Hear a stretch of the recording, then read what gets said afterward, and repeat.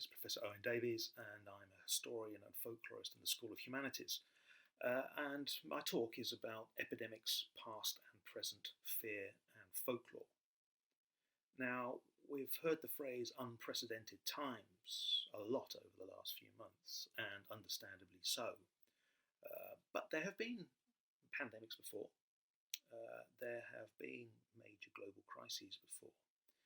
And as a historian and as a folklorist, when we look at these and we're trying to understand how people respond to such circumstances, how they behave, what their fears and concerns are, we do see fundamental patterns.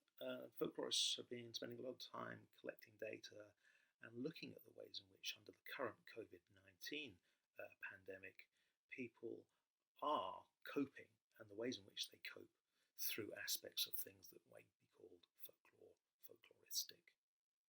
And I'm thinking of things like rumour, the role of rumour, or to use the President of the United States' favourite term, fake news. Well, fake news has been around a long time. Fake news is certainly old news. Even 100 years ago, during the First World War, folklorists were studying the role of rumour and fake news across the warring combatant countries, both in the trenches and the ways in which news filtered back to the home front and the other way around as well. And we have seen a lot of rumour being expressed during the last few months, particularly in the form of conspiracy theories. And obviously, the big difference between now and past pandemics and global crises is that we have the internet and we have social media, we have instant communication and connection with millions and billions around the world. So in terms of rumour, we are in a very different world than we were 50, 100, 200 years ago when exploring the ways in which rumour spreads, the types of rumours and conspiracies that are created. But at the same time, we do see similar patterns, and I'll just talk through some of those over the next few minutes. So in terms of conspiracy, perhaps the most recent one is the 5G conspiracy, the idea that 5G transmission towers are indeed a plot to spread COVID around the world. According to some of these conspiracy theories, this is obviously directly related to the Chinese government and its desire to undermine the Western world. But, the nature of these rumours are fairly familiar to other sorts of conspiracy theories that we see over the decades, even over the centuries. The other one that's obviously quite dominant, even the conspiracy theorists around anti-vaccination have essentially teamed up with some of the 5G conspiracists. And since the early days of vaccines, there have been conspiracy theories generated about it because it's about suspicion, something new. Why it's invasive, it's very individual and personal, the vaccination. And so obviously today, as in the past, it provokes popular suspicion among certain people. Why does someone want to do it? What is it they're going to do to me? Ulterior motives. So these are things that, we say, folklorists have studied and we see patterns. So, in a sense, nothing new about the ways in which conspiracy theory has emerged during the COVID-19 crisis, but certainly the ways in which it's been transmitted through social media is something that we need to study more carefully. Folklorists have a term called FOAF tales, and what these are friend of a friend tales. In other words, the ways in which rumour is presented as being something which is passed from word of mouth or from friend to friend. The idea from FOAF tales is that because you've got it, or supposedly someone has got it from a friend or a good source, then it must be true, it must be real. It gives it a veneer of veracity that some conspiracy theories or false rumours don't have if they're transmitted by bots or by the press at this time. And a good example, obviously in the age of email, friend of a friend tales have been quite vibrant during the COVID crisis. And a good example, which I'll just read out to you, is an email that went around in America fairly early on. And this is how it goes. Within 48 to 72 hours, the president will evoke what is called the Stafford Act. Just got off the phone with some of my military friends down in DC who had a 2-hour briefing. The president will order 2-week mandatory quarantine for the nation. Stock up on what you've need guys to make sure that you have a 2-week supply of everything. Please forward to your network. Now, as that last line kind of intimates, this is a classic example, which is not much different, from the letters that go around that you must copy on chain letters. So in a sense, this sort of friend of a friend, the idea that my friend told me this, he got it from another friend, he's got insider information, is a classic way in which misinformation gets around. And sometimes this can be malicious, and sometimes friend of a friend tales are just the ways in which humans interact and how rumours are created and spread. It doesn't necessarily need to be a purpose behind it.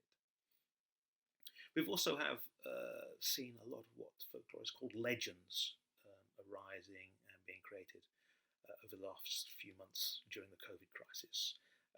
Legends are a bit more complicated than rumours. In the sense, a legend is a bit more like a story, and it kind of has a beginning and an end, and a bit of a plot. It can be very brief, but unlike a rumour, which is kind of short, truncated, a nugget, a legend has a bit of structure to it, and you may have heard of legends through the idea of urban legends, and there have been a number of those that have been spread during the COVID crisis, and indeed the whole nature and notion of the idea that the virus was created in a lab in Wuhan smacks very like the sorts of legend rumours that we get through the last century, particularly in relationship to a whole series of sorts of legends, rumour legends that take place around the idea of secret scientific labs in the countryside. There was one that went around in the 1950s, post-war, which was around secret labs where they were cloning different animals, and that these animals escaped, and so you would have a half cat, half rabbit running around the countryside. Very similar things taking place here. The whole idea of this Wuhan lab, messing around with animals and humans and doing evil, devious things, which result essentially in freaks and monsters.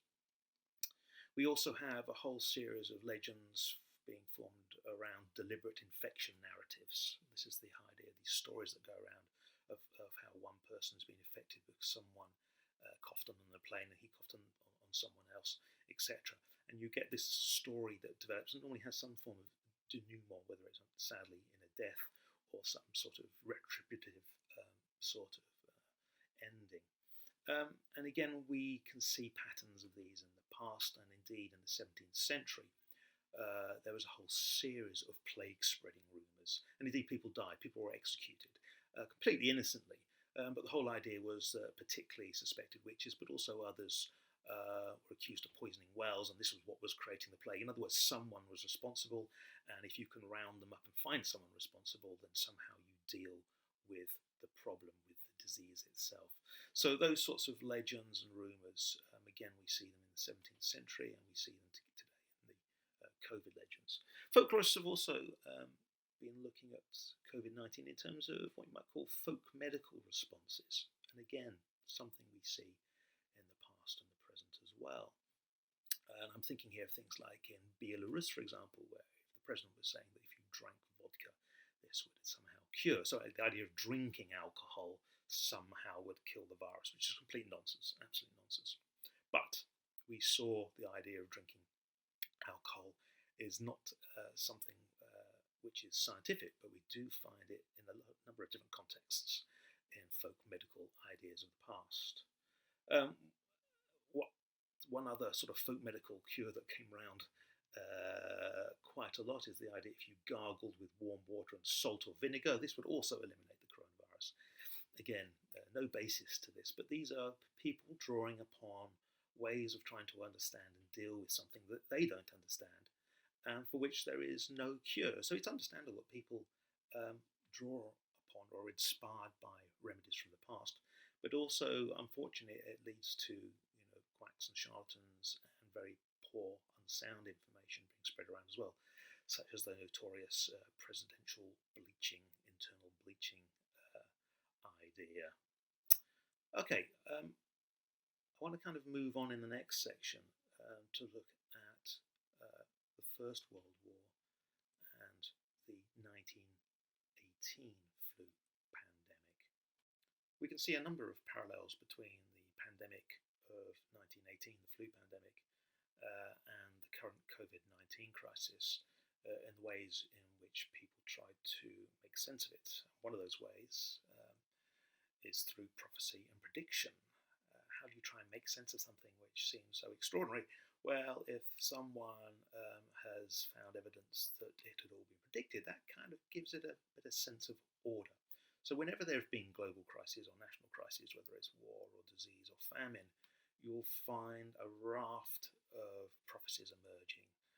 Some of them sort of digging up old prophecies, but also we see lots of new prophecies being created. Always, obviously, with hindsight. That's how prophecy works. And so it was only a few months ago that there were reports in America, for example, that the 1981 American Farmer's Almanac had contained a passage predicting that a severe pneumonic illness would spread around the globe in 2020. So there we are. There's no evidence that the Farmer's Almanac of 1981 predicted COVID, but if you search hard enough, you'll try and find some sort of indication from somewhere or some source that someone or some entity has somehow predicted it. And during the First World War, this was a boom time for prophecies. Loads of pamphlets, prophetic pamphlets, were released and published across all the combatant countries. Not many of them were involved in predicting the flu epidemic, and that's probably because after 3 years, most of those prophecies about the beginning of the war had proved to be nonsense, and all those that had predicted the end of the war had also proved to be completely false. And again, folklorists had studied the prophecies at the time and tried to trace some of them back. But essentially, prophecy is fascinating in the ways in which it obviously does offer people a service, as I say, for understanding, making sense of why things have happened if someone has predicted them.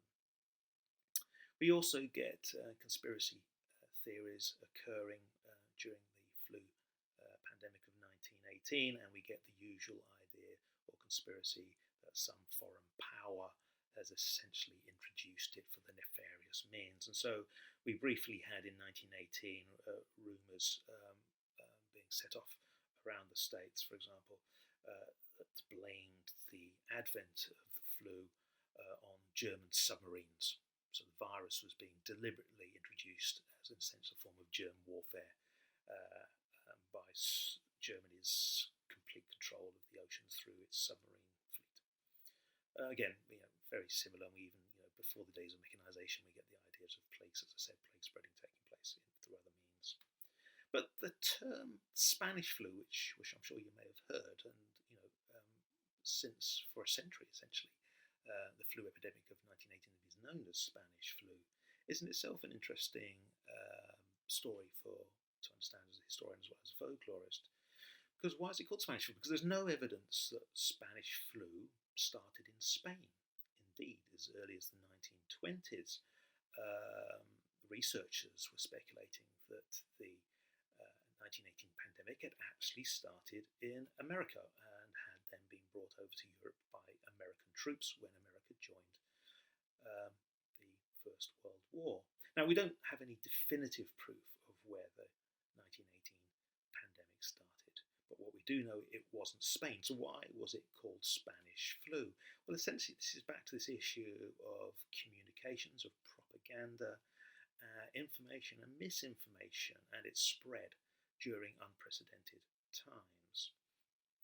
And obviously, in 1918, there was a lot of control and propaganda from all the combatant sides, making sure that governments and states and the military were able to control what sort of information got through to the home front and also to the soldiers. So there was a lot of censorship. Again, there was actually quite a lot of freedom in the press, to be honest, but there was some key censorship. And what the governments of all the combatant nations, whether it was the Austro-Hungarians or the Germans or the French or the British, what they certainly didn't want getting across is that thousands of soldiers were coming down with this very serious flu. That was not good news. It could demoralise both people on the home front and at the fighting front as well. But Spain was not in the war, and the Spanish press was actually very clear and meticulous in reporting how this flu was spreading amongst its population. And so it came to be associated with Spain because Spain had more freedom to report its effects and its severe consequences and the amounts of death that was taking place. So this is a classic example of the way in which an epidemic like this gets a name which is completely, in a sense, inappropriate, but has its origins in the whole nature of communication. One of the unknowns and grave concerns about COVID-19 is, where does it go next? Does it fizzle out, like some flus epidemics have done? Or is it something we're going to have to live with? Is it something that's going to recur this winter, next year, over the next few decades? These concerns obviously cause fear, they cause anxiety, and they disrupt society, and they can lead to potential panics. Now, rabies is a good example of this in the past. Rabies is another virus, a very serious virus which leads to inflammation of the brain, causes fevers, convulsions, and quite frequently death, until a vaccine was found in 1885, that is. And rather like the current virus, it spread from animals to humans and humans to mammals. And so this led to fears in the past about contact with supposedly rabid animals, and also fears of epidemics of mad dogs roaming the countryside, which would then cause an epidemic of madness, as it was defined in the 18th and 19th centuries, in populations. And so we get a series of panics taking place from the mid-18th century onwards in this country, particularly in urban areas, but also it impacted on communities. If a rumour of a mad dog was reported, then a community would get very concerned. There would be, in a sense, a lynch mob would be got up to try and get rid of it because of fear and concerns that this mad dog would create an epidemic and wipe out a community, that they would all go mad, which was meant to be one of the causes of rabies in humans. And the human form of this was known as hydrophobia.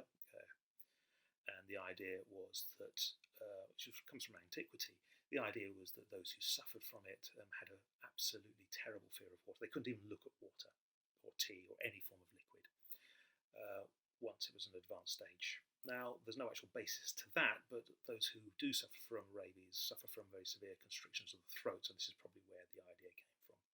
But anyway, in popular understanding and to a degree in medical understanding, rabies and hydrophobia was often seen as a cause of insanity, and that there could potentially be epidemics of insanity due to a growth in mad dogs. But what happens with this is that scientists and physicians start looking at this over the 19th century in particular and find that there was practically no basis to these epidemics. There was no increase in rabid dogs, and there was no consequent increase or significant increase in hydrophobic people in the country. But it created a lot of fear, a lot of concern, and rumour, and it's based on rumour. And a number of commentators said at the time that they were hearing these stories of a friend of a friend. Goldsmith, the famous literary figure of the late 18th century, had an anecdote about his landlady who told him that a friend of hers from the country knew a farmer who had been bitten by a dog, and the farmer got rabies, hydrophobia, and started behaving like a dog and barking and jumping up. And he then bit one of his horses, and his horses went rabid as well, and the horse started behaving in extraordinary ways, rather like the dog and the human, and would even try to imitate the farmer. Now, Goldsmith wrote all this down, and they said, this is what causes these panics around epidemics at this time. But these sorts of things went on into the 1870s, and we even have the creation of laws like the Dog Act in response to popular claims and clamour that something must be done. So people want action, even though it's not founded on any particular understanding of both the disease or on actual fact about the number of dogs and animals who have contracted the rabies. But it's a good example of the role of rumour, the role of legends, all the sorts we've been talking about at the beginning of this talk. And even at the time, it's quite noticeable that a number of physicians blamed the press. From the 1850s onwards, there was a huge boom in regional local papers in this country, and they were all hungry for news. And rabies scares were a great story, just as COVID-19 today is a great story. But what they did, and physicians complained about this, was they sensationalized it, they exaggerated it, they told stories which weren't factually checked. And so a number of the medical profession through the 1860s, 1870s started really campaigning and hammering at the newspaper, saying all these problems, concerns and fears about an epidemic are down to the ways in which information and misinformation have been reported by the press to the public. And as a final note to this talk, it's important to state that folklorist interest in COVID-19 is not just about what might call some of the negative side of this in terms of false information and rumour and fake news, because COVID-19 has seen an extraordinary and huge outpouring of other forms of activity, ritual, and community expressions that are of interest to folklorists, as a form of cohesion, as a positive force. So we've had the clapping, which has in a sense become a national communal ritual, not in this country but elsewhere. And to folklorists, this is a fascinating expression. Again, which we can see patterns from the past as well about how societies, communities create these new traditions as a means of coping with unprecedented, extraordinary, and often inexplicable external forces that have profound impact on individual lives, family lives as well. So folklore and expressions of folklore are alive and well in a positive way, as well as in terms of trying to understand some of the challenges and problems. These traditions give hope, they give comfort, and in a sense they help us make sense of what we're going through.